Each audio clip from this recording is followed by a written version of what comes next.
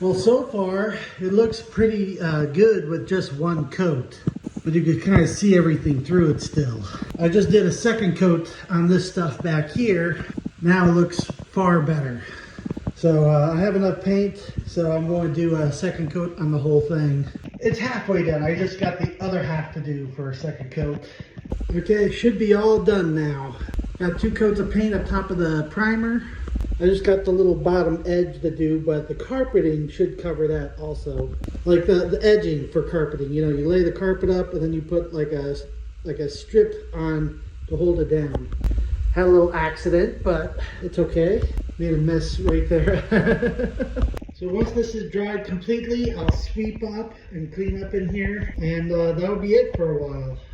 I don't have any money for carpeting or wood or anything. What I want to do, since the majority of the inside is done, is I'm going to work on trimming a little bit of the sheet metal up so I have room for the fuel tanks and everything. Well, I got it trimmed off, the one section. I still got like that mud flap like thing to trim off, and I'm going to remove this fuel tank and move it in the back between the frame rails. That way I have room for 2 100-gallon fuel tanks right here. See, to most people that might look bad, but for me that looks fine. To me it's like a regular tractor trailer, you know. That makes it easier to mount those 100-gallon fuel tanks, and also I can get to the fill caps and stuff easier. I'll kind of show you on a regular tractor trailer the way the fuel tanks mount onto the frame, and pretty much covers all that up. Like the original fuel tank has this big huge metal cage all around it. Like, I understand that's like kind of a protection, like going off-road and stuff, so you don't get high-bottomed and maybe clip it. But look how low the steps are on the thing, you know? So, like, I don't plan on driving off-road that much with the thing. It's going to be all highway. So it's okay if it, like the 100-gallon fuel tanks are like 8 inches off the ground. Well, actually, the 100-gallon fuel tanks will be just as low as the step. They're 2 foot, like 2 inches with the brackets that hold them, and the 4 feet long, and from the steps there to like right there close to the rear wheels is 8 feet long, so I can fit 200-gallon fuel tanks right here. Same thing right there. So basically I'm stripping all this excess weight so I can add basically the fuel tanks, which is maybe a little bit heavier, but those aluminum fuel tanks are not very heavy at all, and then the brackets, there's not much to them. Like, look how heavy that whole steel box frame around that fuel tank is, and also how small the fuel tank it actually is. That's like only a 20 or 25-gallon fuel tank, when in the same spot could be a 100-gallon fuel tank from pretty much there to there. So I could practically more than double my fuel capacity just by removing the original fuel tank and putting a 100-gallon tank in. I'm pretty much going to do that all the way around. So 1, 2, and 3 fuel tanks. I'm going to have 4 and 5. The battery box, I'm going to trim it right there to it and remove that. From the battery box forward, this section is going to be removed for a toolbox. I'll show you something similar. Toolbox just like that one right there. And like I said before, that's where I'm going to mount the generator inside that toolbox.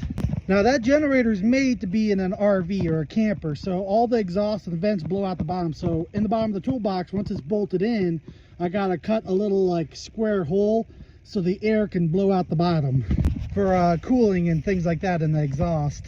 See, most generators you can't put in a box like that because they'll overheat. The exhaust and stuff won't circulate properly. So that's why like ones for RVs and campers and stuff are set up a little bit differently.